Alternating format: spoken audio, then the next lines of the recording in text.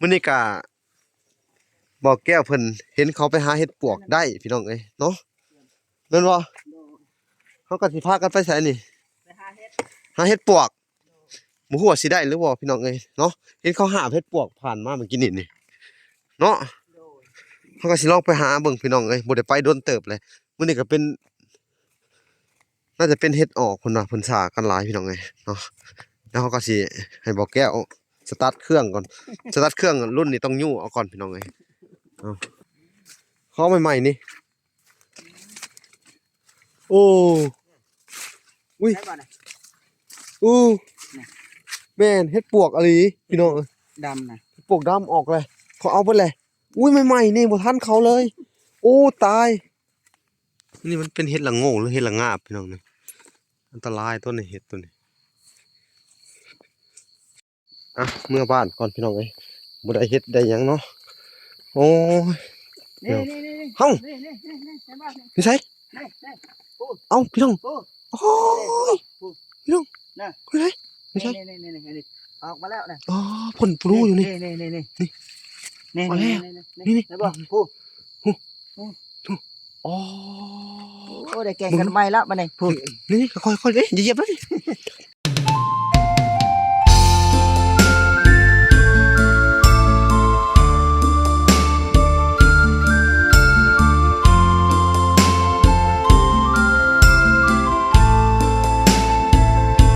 เอาโอเคพี่น้องเอ้ยกราบสบายดีพ่อแม่พี่น้องเบิดสู่คู่สู่คนเนาะ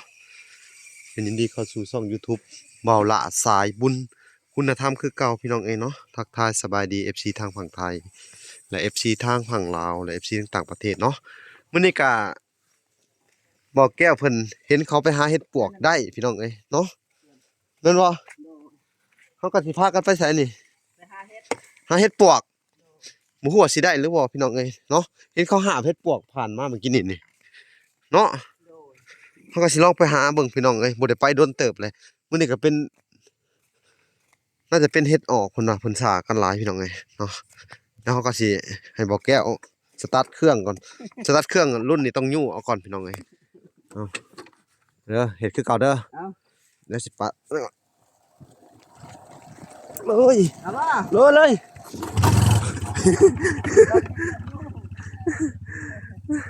สตาร์ทเครื่องแบบใหม่พี่น้องเอ้ยบรรยากาศฝนปล่อยๆป๊อดยามเช้ามันต้องยู่เอาก่อนพี่น้องเพราะว่ามันบ่มีโอกาสได้ไปซ้อมจักเทื่อสร้างแท่นนี้ก็เพิ่นเฮ็ดบ่เป็นพี่น้องเอ้ยเพราะว่าสร้างรถมันต้องอยู่ในเมืองพี่น้องมันตกปล่อยๆพี่น้องเขาไปหาเฮ็ดเอาไปลองเบิ่งเผื่อมันมีพี่น้องเนาะเผื่อมีไปลุยถ้าบ่ได้เฮ็ดเฮาก็เอาหน่อไม้เนาะเอามาเผาพี่น้องเอ้ยหน่อไม้หน่อเหี่ยวมันกับบ่ไกลปานใดดอกพี่น้องประมาณกิโลกว่าไปได้บ่จังได๋ได้ทางรถจักดับเครื่องนะดับหมดแล้วเนาะขี้คันอยู่เอ้ยโอ้ฝนตกแห้งนี่พี่น้องเอ้ยนี่ฝนตกอ่ะลงมาเจ้าเดี๋ยวลงโอ้พี่น้องเอ้ยนี่ป้าเพิ่นบ่ออกบ่เนาะเด้แม่โอ้เพิ่นมีแยงนี่พี่น้องถนนเส้นนี้ขาดเลยเนาะปุ๊บ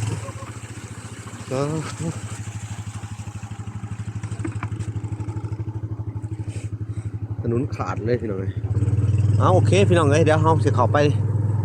ป่าบ่ที่เฮาเคยไปหาพี่น้องแล่นรถไปแป๊บเดียว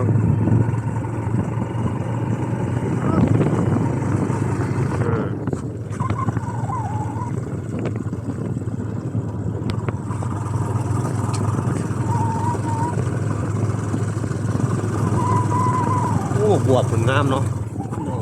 เฮ็ดเป็นฝุ่มไว้ไหนเห็นบ่เขาปลูก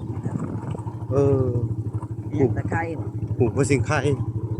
เป็นไทยเลย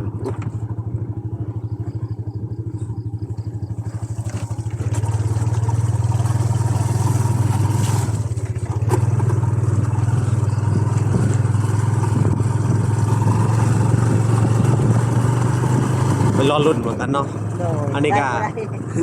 ไปเบิ่ง รอบ กัน สองได้เลย รอบสองว่ะ แม่ รอบแรกกินได้ทีหนึ่งเนาะ โดยรอบแรกมันร้ายแต่รอบนี้โอ้โห อืม บางคนเขาก็ได้บางคนเขาก็บ่ได้เหมือนกันนั่นแหละ อันนี้อะไร โดย แต่ฝนตกปล่อยๆเนาะ โดย ถ้าฝนตกแห้งอะร้องมึงแล้วเนาะถ่ายเลยฝนตกแห้งอะ เปียกอยู่กลางป่าผมนี่แหละดอนนี่แหละเนาะแล้วจากบ้านน้อยหนึง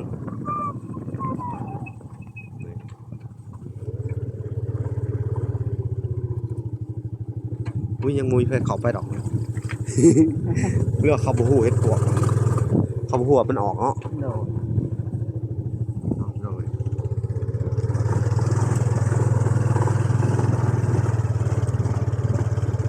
เก็บผักขยะมานำเลยมานำน้ำครับ บ่ได้เฮ็ดก็เอาหน่อไม้นั่นแหละ เขาก็มีอัน มีแนวกินแล้ว มีตัวเลือก นี่ มีตัวสำรองไว้เด้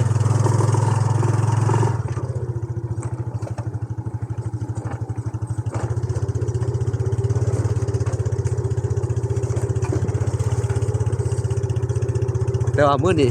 หมูมันสิคือเก่าบ่เนาะ โดย เพราะว่าอัน มันรอบสองได้นี่ เอาไปแบบเดาเอานะ โด เสียงอะเห็นมันออกมันเถื่อมันก็ออกเป็นหมูเป็นบ่อนพี่น้องเอ้ย แม่น มันเถื่อแถวนี้มันอาจสิบ่ออกแล้วมันอาจออกบ่ใหม่สินะ ก็มีเนาะ อืม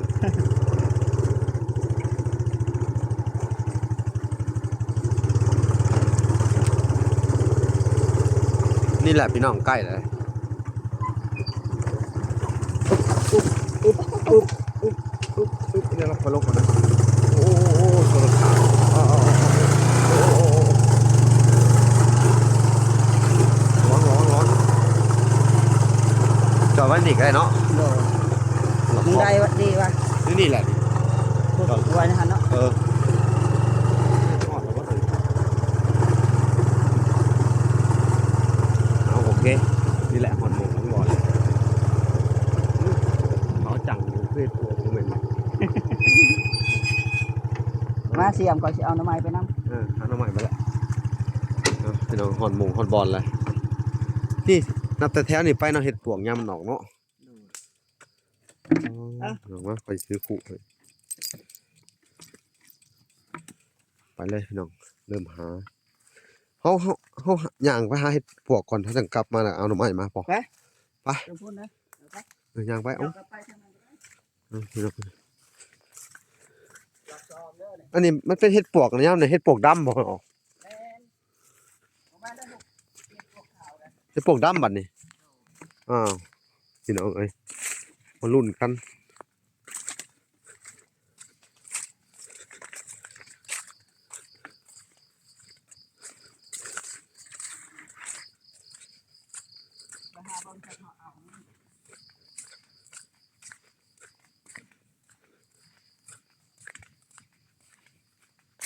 เลาะเบิ่งก่อนพี่น้อง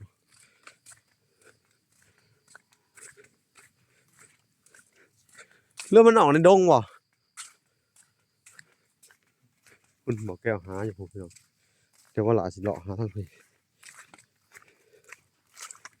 เห็ดปวกดำพี่น้องถ้าออกร้ายได้พี่น้องเห็ดปวกดำเนี่ยมันแผ่นเลย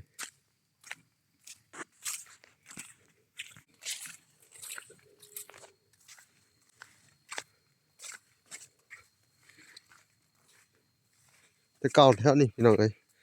แม่นเบิดเลยนี่เนาะแต่หัวปีฮะ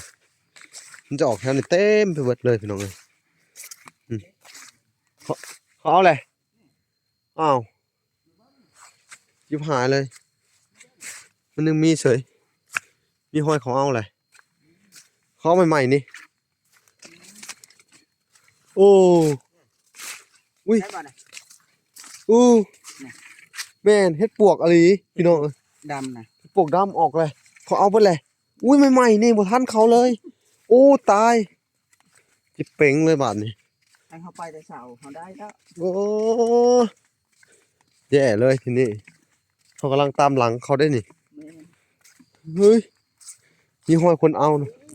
ออกแล้วพี่น้องเอ้ยโอ้ห้อยเขาเอาเลยพี่น้องเอ้ยสิก็แย่แล้วสิฮะ อืมพี่น้องเอ้ย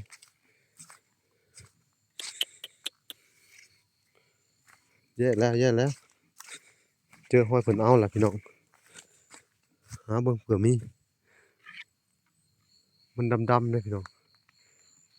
หน่อไม้ท่านนี่ก็หลายอยู่พี่น้องเอ้ยนี่ก้อนหน่อไม้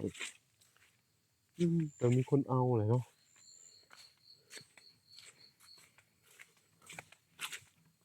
มันมาแต่เช้าๆพี่น้องหน่อไม้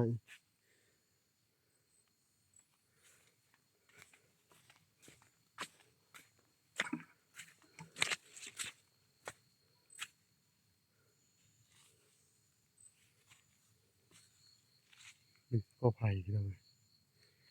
เอ้าโอเคก็หากันต่อไปพี่น้องนี่มันเป็นเห็ดละโง่หรือเห็ดละงาบพี่น้องเนี่ยอันตรายต้นนี้เห็ดตัวนี้รอหาเบิ่งพี่น้องเผื่อเหลือเขาแถวนี้ออกวัดทุกป่องพอเราดูการมันออกพี่น้องนี่ทุกหัวโพนมันจะออกหมดเลย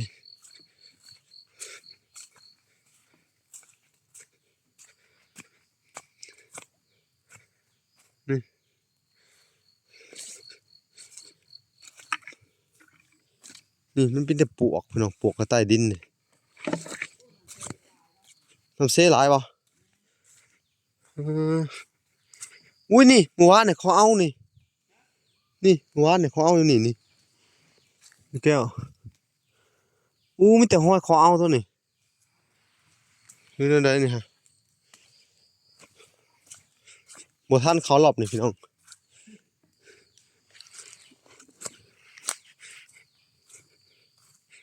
บ่ทันเพิ่น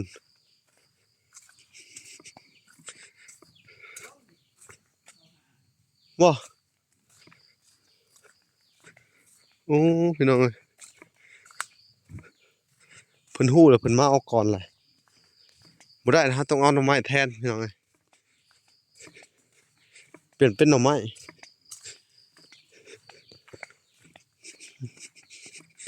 เพิ่นย่างหาก่อนเลยต้องเปลี่ยนเป็นหน่อไม้แทนพี่น้องเอ้ยบัดนี้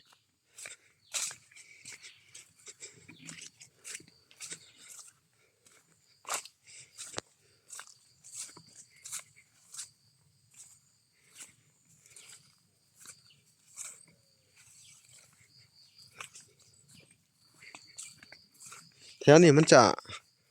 ออกทุกปีพี่น้องเอ้ยบริเวณดินแถวนี้แม่นหมดเลยใต้ดินลงไปนี่มันจะออกเป็นหมุงเป็นหมอนไปบางหมอนดินแบบอ่อนๆแนวหนึง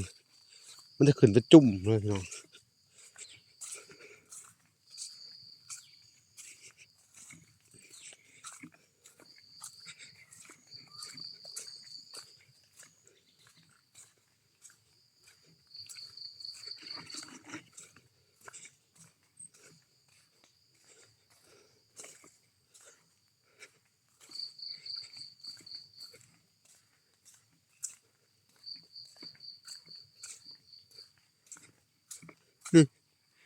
หัวเฮ็ดหยังพี่น้องเฮ็ดพี่เบื่อ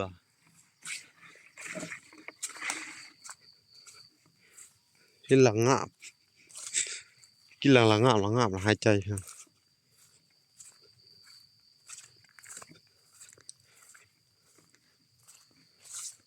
โอ้บ่ทันคนละพี่น้องเอ้ยให้คือออกแต่มือแรกนั่นน่ะได้เว้ยนั่น ออกแต่มื้อแรกเนาะ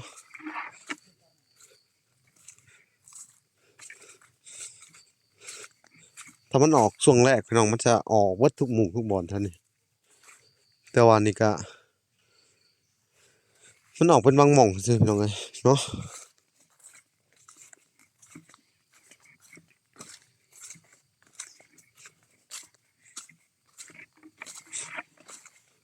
มาติดไปจะไปหาจับเอาหน่อไม้ ไปเอาหน่อไม้ดีกว่าตัวเลือกที่สองเรื่องเฮ็ดปวกตัดทิ่มบ่มีแล้วพี่น้องเอ้ยบ่มีดีเลย ไปเข้าไปหาเอาเหี่ยวมันเนาะเหี่ยวเอาหน่อแหนงมัน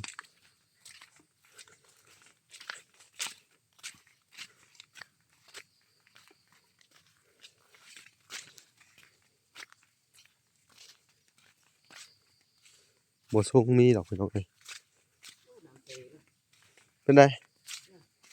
มันสิได้หลายวะป๊าดเถอะพี่น้องเอ้ยน้ำเซฝนตกเหนือเฮ้ยขึ้นลงอยู่คู่มือเนาะน้ำห้วยพี่น้องเอ้ยน้ำเซ อันนั้นเฮ็ดอีหยังก็เอานั่นน่ะ ได้เฮ็ดปวกไก่น้อยอุ้ยนี่พี่น้องเอ้ยเฮ็ดปวกไก่น้อยออกพี่เป็นจุ่มพี่เนาะนี่นี่เฮ็ดปวกไก่น้อยนี่นี่พี่น้องเอ้ยเฮ็ดปวกไก่น้อยออกคือบ่เห็นเฮ็ดปวกไก่ใหญ่วะเนาะน้องบอกมันพี่น้องมันบานถิ่มไปเลย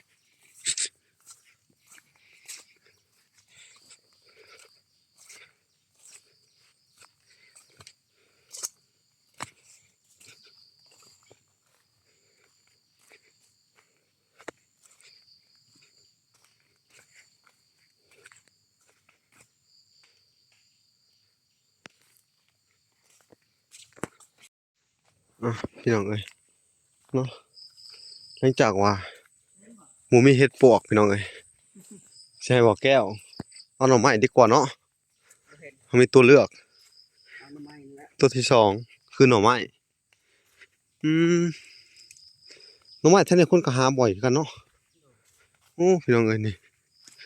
เพิ่นก็เอาหลายขนาดเด้อนี่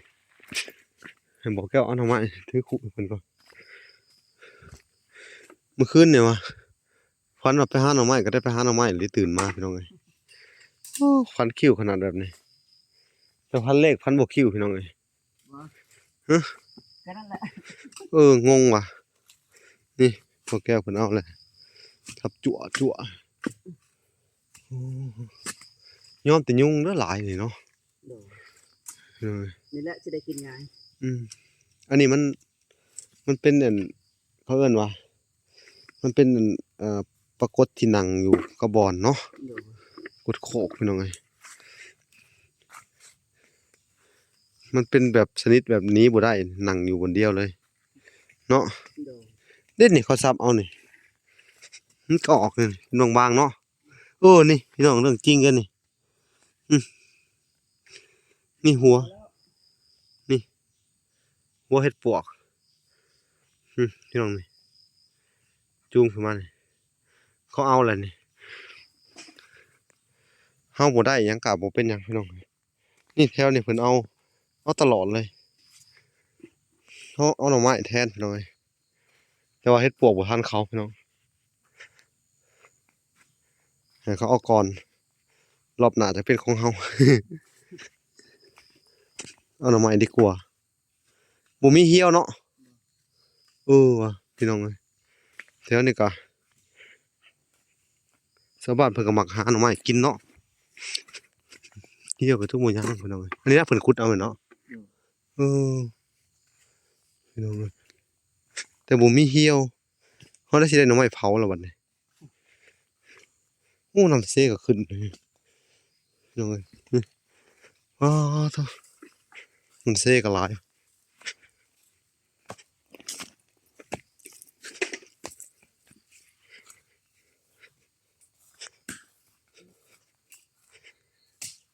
ตอนน้ำมาตอนตะกี้บ่ได้ไอ้แก้ว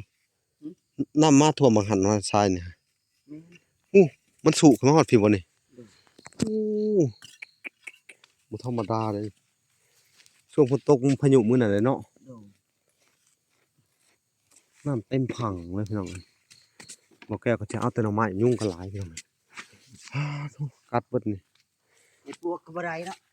เฮ็ดปวกก็บ่ได้แถมยุงยังกินอีกพี่น้องเอาเขาจะบ่หมุนเข้าไปน้ำเพิ่นดอกเนาะอย่าหาครับพี่เถอะอันนี้พาพี่น้องเลาะโคกเลาะป่าอยู่เด้อพี่น้องเอ้ยมื้อนี้บ่เห็นเฮ็ด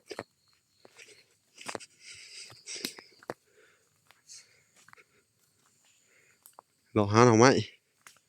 มีแต่แหนงมันพี่น้องหน่อไม้ก็ถ้าตอนปีอันตอนนั้นมันออกแต่หัวปีอะเนาะแถวนี้เต็มหมดเลยนี่พี่น้องข้างบนเคยเอาเห็ดปวกเดินแถวนี้หน่อไม้ก็ยังดีอยู่มันออกทุกหมู่ทุกบอนเนาะหน่อไม้เนาะ แล้วเอาผักขยะไปกินน้ำเนาะ โดย ผักเป็นน้ำๆเนี่ยพี่น้องมันจะออกหอมๆหอมๆหึ่นๆอ้าว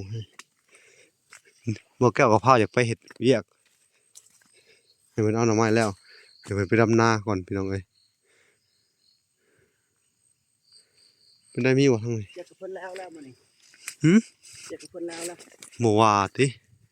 เอ้ามื้อวานนี่อีก2มื้อ เอ้าเพิ่นก็ต้องเพิ่นบ่มีไผไถเด้เพิ่นท่าเจ้าไถ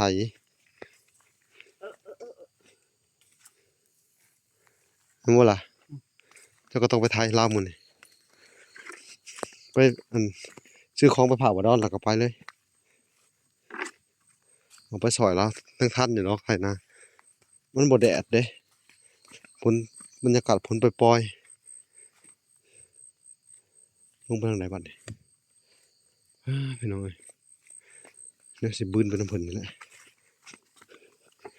ขึ้นห้วยลงห้วยอุ๊บ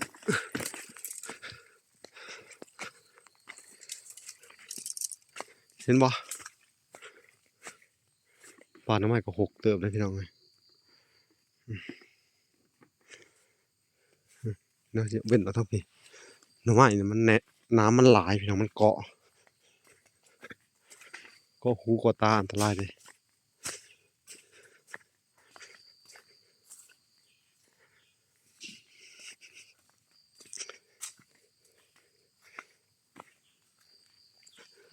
นี่นอนนี่แก้วหน่อไม้หน่อเหี่ยวเขาก็เอาเบิดแหละพี่น้องเอ้ยนี่เหลือแต่หน่อดินนี่ข้างนอกบ่ใหญ่ดอก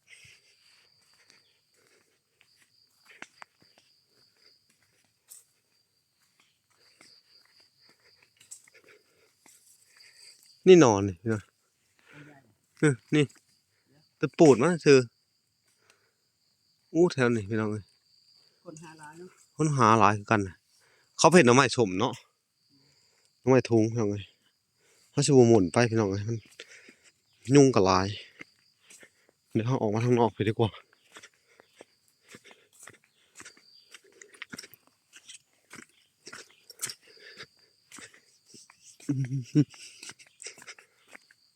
ต้นไม้ก็เป็นต้นใหญ่ๆพี่น้องเอ้ยต้นยางป่าแท้เลย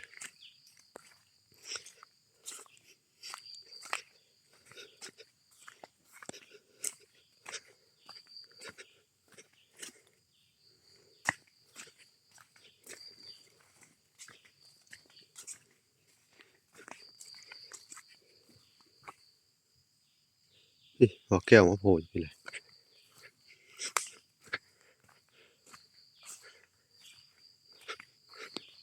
ไปทางไหนอีกนี่ ไปไหนจะว่ามีหน่อไม้ไม่ใช่เขาก็หาเบิดหน่อไม้กันเนาะพ่อว่าแหละหน่อไม้เหลือสิไปเอาอีก พอกินแล้ว พอกินอะไรพ่อว่าอะไรป้าใส่ไปเก็บผักกาดยานนี่ นี่ใส่ นี่ ไปก้อนเกี่ยวกันได้สิ เอา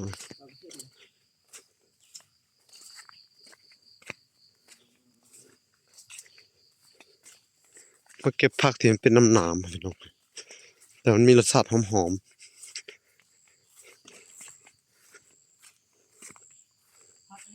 เออ โอ้นี่พี่น้องเอ้ยแม่นล่ะนี่ผักกะหย่านี่อู้หลายอีหลีนี่ยอดมันนี่พี่น้องเอ้ยอืมอันนี้มันกินมันจะออกหอมๆเลยพี่น้องเอ้ยไอ้แก้วมาเด็ดเอาติเลยนี่แม่นบ่เลยอ๋อผักกะหย่าพี่น้องเอ้ยผักอันนี้น้ำหลายเลยพี่น้องเอ้ยเด็ดเอานี่กินกับแกงหน่อไม้นี่ป๊อดพี่น้องเอ้ยนี่มันจะออกหอมๆคือแมงแคงนี่เนาะกินแมงแคงออกหอมๆ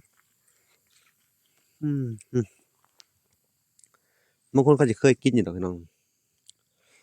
อืมมินคือเป็นแข็งวะ ผักแมงแคง นี่พี่น้องแต่หลายเด้อพี่น้องผมอืมนี่ยอดอ้วๆทั้งนั้นเลยนี่พี่น้อง นี่แต่มันมีน้ำป้องกันเจ้าของเราเนี่ย บ่ค่อยกินเลยผักนะเหม็นวะ มันแซ่บมันเป็นกลิ่นแมงแคงครับอื้อหือนี่แกงหน่อไม้นะครับกินกับผักตัวนี้มันอร่อยแซ่บอย่าบอกใครเลยพี่น้องเอ้ยเบิ่งหูหลายอีหลีหรอมันเป็นยอดโอ้วะพี่น้องเด็ดก่อน เหม็นวะ แม่นบ่นี่แหละคือผักขะยานี่พี่น้องต้องเอาให้เบิดเลยพี่น้องเอ้ยนี่ของดีในกลางป่า แต่ปักมือพี่น้องเอ้ยนี่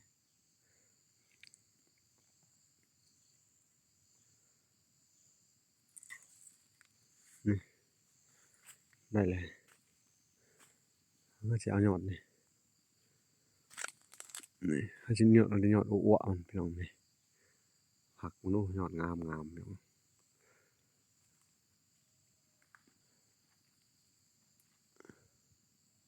กินกับแจ่วหมักพริกก็แซ่บได้แก้วนี่ บ่แม่นเขาเจ้ากินคือกันมาเฮ็ดเขาเด็ด กินตัวผักกินได้ตัวนี้ของแซ่บตัวนี้แกงหน่อไม้นี่พี่น้อง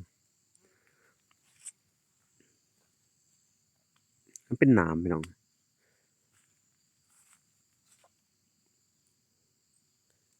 น้ำหลายเนาะมันเป็นน้ำป้องกันเจ้าของเออขูดขาพี่น้องเอ้ยเออขาบาดมาเลยกว่าจะได้กินหุ่นทางบ่อแก้วเก็บมาเก็บพักพี่บ่อแก้วมันยอดงามกว่า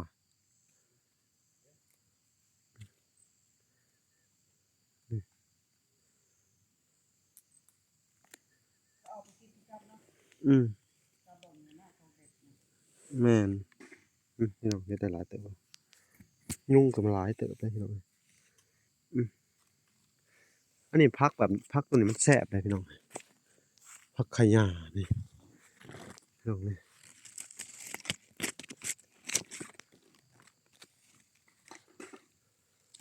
โอ้ยอดอยู่ทางปลายเลย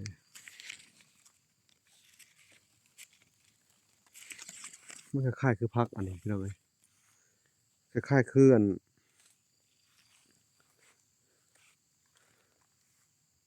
พักคะพี่น้องเอ้ย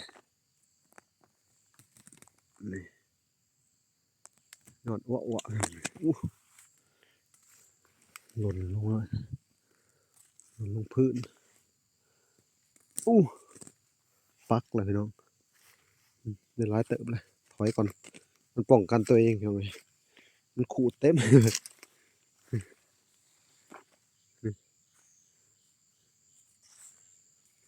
แม่นเบิดเลยนะพี่น้องนี่ในแทนริมทางเลย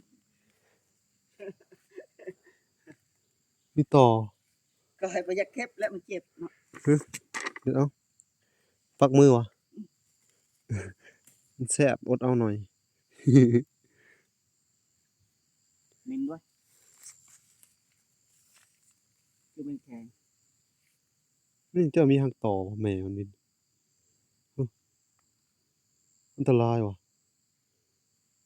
มีแม่ต่อพี่น้องเอ้ยนี่ เออ บ่แก่เพิ่นเอาแต่ยอดแก่ๆยอดอ่อนติแหละมันอ้ว มันมีน้ำป้องกันเจ้าของพี่น้องนี่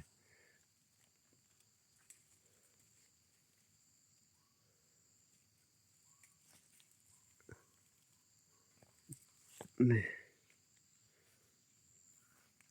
เดี๋ยวสิข้ามไปเอาผังดีกว่านี่ข้ามไปเอาตัวนี้นี่ยอดงามๆเนาะให้บ่แก้วเอาดีกว่าพี่น้องมันปักมือเอานี่เด็ดเอานี่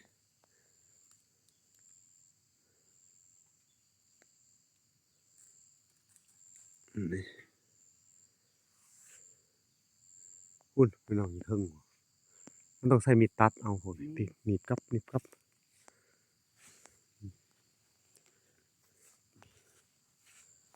่งเขาสิข้ามไปเอาเด้อพี่น้อง แซ่บตรงใดวะ มันหอมตัวหอมหอมก็แม่งแข้งพักอันนี้หอมพี่น้องเอ้ยนี่ทุกคนเคยกินบ่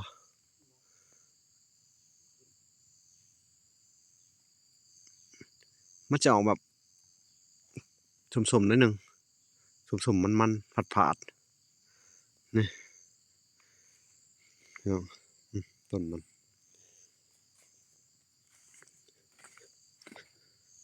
เดี๋ยวจะเขับไปเอาข้างในดีกว่าพี่น้องเอ้ยโอเคพี่น้องเอ้ยต้นนี้แห้งงามพี่น้องนี่เนาะต้นนี้ป๊าดเถอะเลาะเบิ่งอีกก่อนนะพี่พี่ปกติมันจะเต็มไปป่านี่นะพี่น้องเต็มเบิดป่านี่รถไถมันไถทิ่มนี่นี่พี่น้องเดี๋ยวเราจะเริ่มเก็บดีกว่าเหม็นวะบางคนก็ว่าเหม็นแต่ว่ามันหอมนะพี่น้องหอมคือแมงแข้งเริ่มเก็บดีกว่าเอ้ามันจะมีน้ำตลอดกาลเลยตลอดกิ่งก้างมัน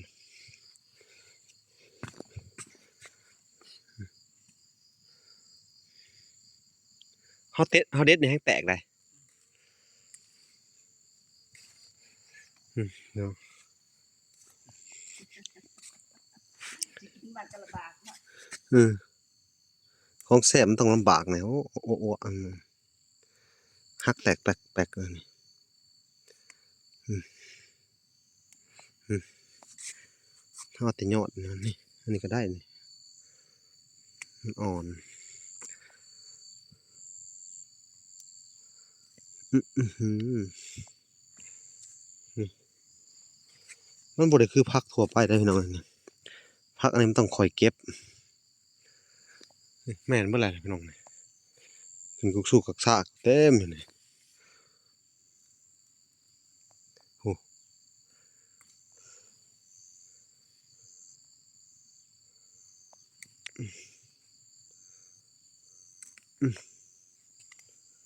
เข้าท่าตัวนี่อืม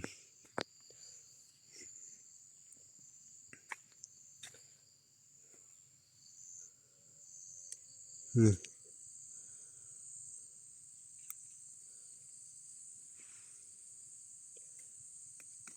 โอ้นี่พี่น้อง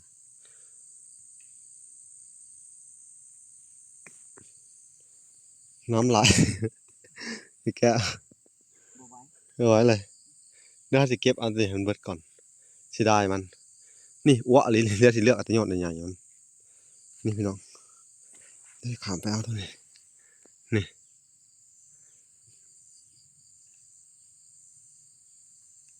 อืมปักมืออืมปักมือพี่น้องมันมันแซ่บผักชนิดนี้กินกับป่นกับแจ่วแต่มันจะเอายากไงพี่น้องถอยก่อนมันก็ป้องกันตัวเองมันเนาะอย่าคนเอาปุ่งน้ำบักกะหลายนี่พี่น้องนั่นได้เอาให้เบิดก่อนนี่ยังหลายอยู่นี่อื้อหือนี่ยอดนี่มากไงหนึ่งแก้ว จะโมงแล้วนี่ ฮะ จะโมงแล้ว 6 โมง7 โมง7 โมงไปก็8 โมงเอาเอาให้เบิดเลยต้นนี้เสียดายมัน ตัวใหญ่ มันต้องเอามีดตัดมาตัดเอาเนาะ บอกกันไก่นั่น นั่นแหละตั้งไกลก็มีดตัดอันเดียวกัน ตัด ตัดเอาเนาะ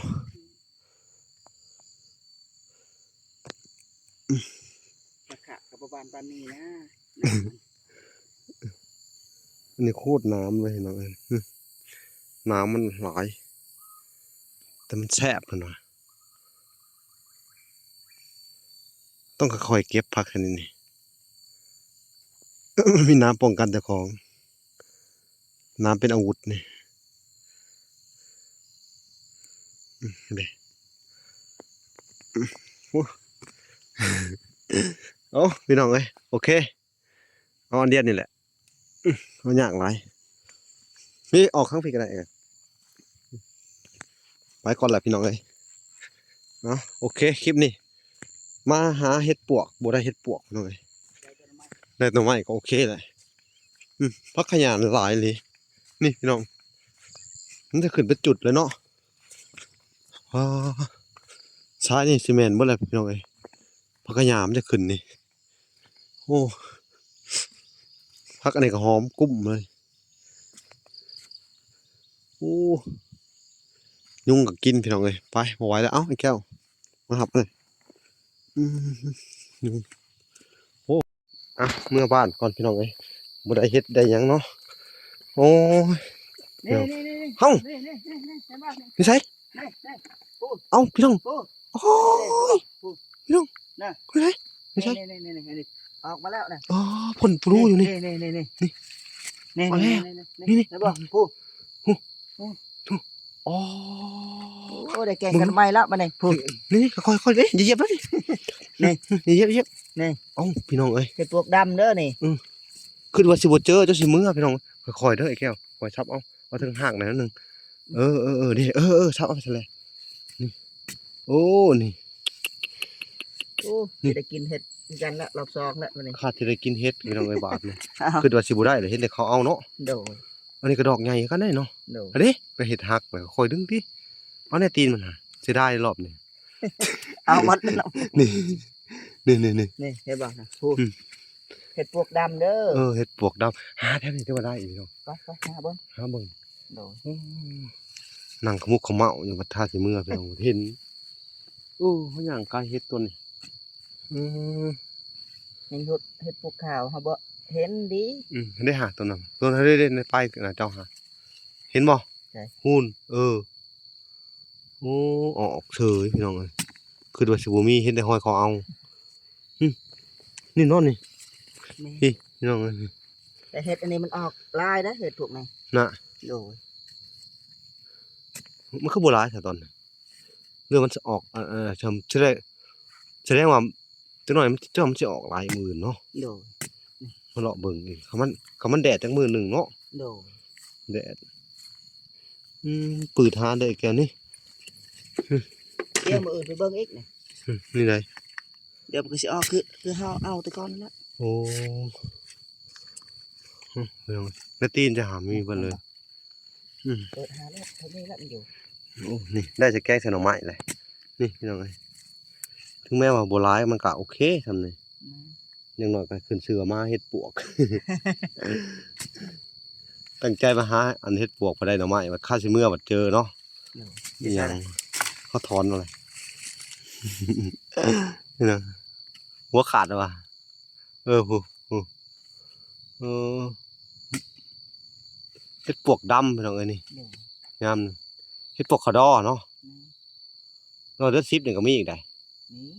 เดือน10 เบิ่งนี่น้อยๆจะมี นี่แหละ ลูกมัน ป้าพี่น้องเอ้ยลูกเฮ็ดปวกก็มี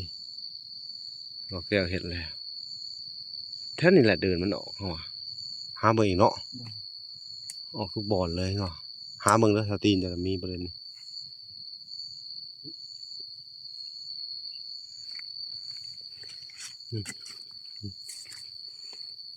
นั่นดิโอ้แถวนี้ออกเลยพี่น้องเอ้ยเขาบ่เห็นดอกใหญ่ต้นนี้นะก็คือสิบ่เห็นเนาะงง ตอน ว่ะ นั้นมันดำเด้ เดี๋ยวหาเบิ่งเท่านี้นะนี่พี่น้องนี่นี่หยังวะ เดี๋ยวแมลงไปเบิ่งอีกเด้อเห็นรถมันออกอีก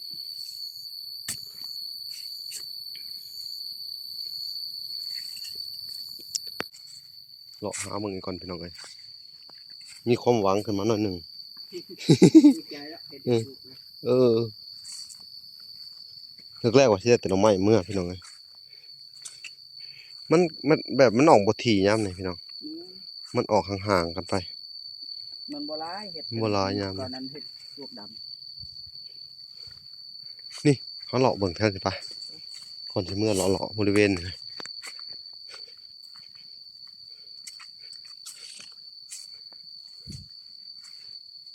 เฮ็ดปวกพวกนี้มันสิออกบ่ค่อยหลายพี่น้องนี่ห้อยเสียมเข้ามาหาเมื่อวาน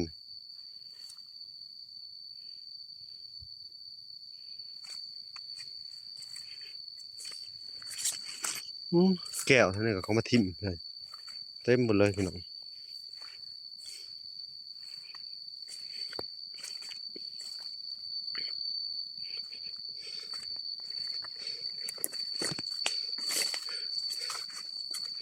โอ้แก้วเต็มป่าเลยพี่น้องเขาเอาเฮ็ดปวกปกหนาเทิงให้คือมันได้หลายนี่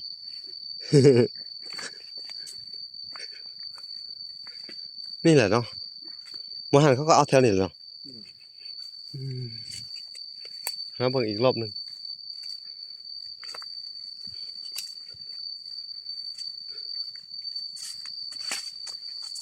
ได้แจ็คซุ่มหนึ่งกับปะ คนที่ได้แกงใส่หน่อไม้แล้วเนาะกินกับคักก็บ่อยากแซ่บคือกันในเฮ็ดปวกเนาะมันหลายเกินครับตอนได้หลายๆเนาะ แม่ จนเบื่อ กินจนหนึ่งท้องครับโพดโพกินเฮ็ดปวกมาตอนบ่มีนี่ก็โพดโท นี่ก็ อยากเลยสิ ขุดเอาตอนนั้นแหละนี่ ตอนเฮาขุดเอาตะกี้ ลูกพ่อนี่กินวัดเนาะ เออเบิ่งเลาะเบิ่งแล้วนี่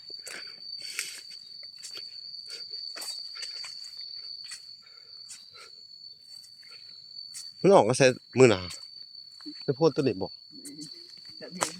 กดตอนนั้นนี่ เออ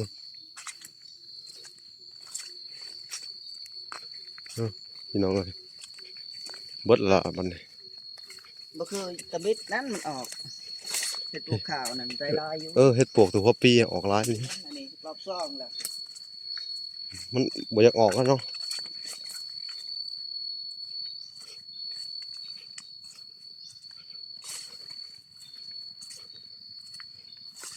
พังเบิ่งอากาศมันร้อนๆสักมื้อหนึ่งสองมื้อเนาะ ไปนั่งไปยัก เนาะพี่น้องเอ้ยพอบัดนี้มันสวยเลย จะเบาลายใหญ่ห่างพอละได้คน โอเคพี่น้องเอ้ยข้างเวลาแล้วก็เบาแก้วเพิ่นก็สิได้กลับก่อนเนาะหลังจากว่ามาหาแล้วก็มันออกน้อยเดียวบ่หลายพี่น้องเอ้ยคนอื่นเขาก็หานำแน่เนาะมันก็บ่หลายเขาก็สิได้จบคลิปก่อนพี่น้องเอ้ยสิได้กลับบ้านก่อนเนาะคลิปนี้โอเคพี่น้องเอ้ยพอกันใหม่อีกคลิปหน้าพี่น้องโอเคบ๊ายบายเด้อไอ้แก้วขอกล่าวคำว่าสบายดีพี่น้องบ๊ายบายพอกันใหม่คลิปหน้าบ๊ายบาย